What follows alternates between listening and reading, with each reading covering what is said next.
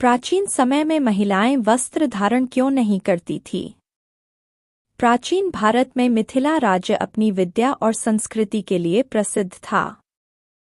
इसी राज्य में एक प्रसिद्ध विदुषी थी, गार्गी वाचकनवी। गार्गी बचपन से ही वेदों और शास्त्रों में निपुण थीं। उनके पिता ने उन्हें खुली शिक्षा दी थी और किसी भी प्रकार की सामाजिक बंधन में नहीं रखा था। एक दिन मिथिला में एक महान यज्ञ का आयोजन किया गया, जहां विभिन्न विद्वान एकत्रित हुए। राजा जनक ने सभी को आमंत्रित किया और गार्गी भी उसमें सम्मिलित हुईं। जब वे सभा में पहुंची तो उन्होंने अपने वस्त्र उसी प्रकार धारण किए थे जैसे पुरुष पहनते थे, सामान्य धोती और ऊपर एक हल्का वस्त्र। जब सभा में बैठे कुछ लोगों ने इस पर प्रश्न उठाया तो गार्गी ने हंसते हुए उत्तर दिया, क्या ज्ञान को वस्त्रों की आवश्यकता होती है? जब आत्मा न नर है न नारी, तो फिर हमारे वस्त्र हमें क्यों बांधें? उनकी इस बुद्धिमत्ता से सभी आश्चर्यचकित रह गए। राजा जनक ने भी घोषणा की कि नारी केवल अपनी विद्वता से जानी जाएगी, न कि अपने वस्त्रों से। महाभारत काल में महिलाएं समाज में एक महत्वपूर्ण भूमिका निभाती थीं। वे युद्ध कला में निपुण होती थीं, वेदों का अध्ययन करती थीं और राजनैतिक चर्चाओं में भाग लेती थीं।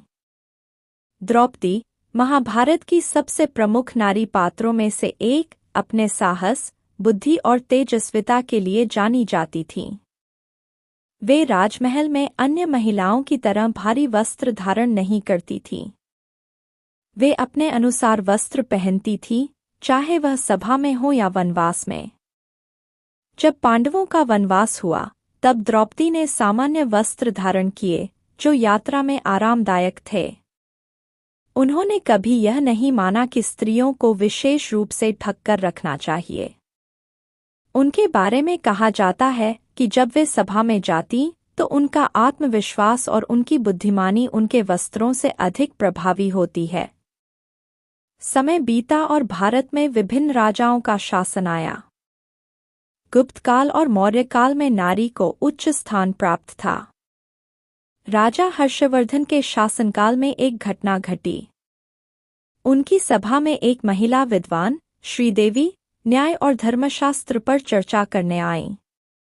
उन्होंने केवल एक हल्का वस्त्र धारण किया था, जो उन्हें सहज महसूस कराता था।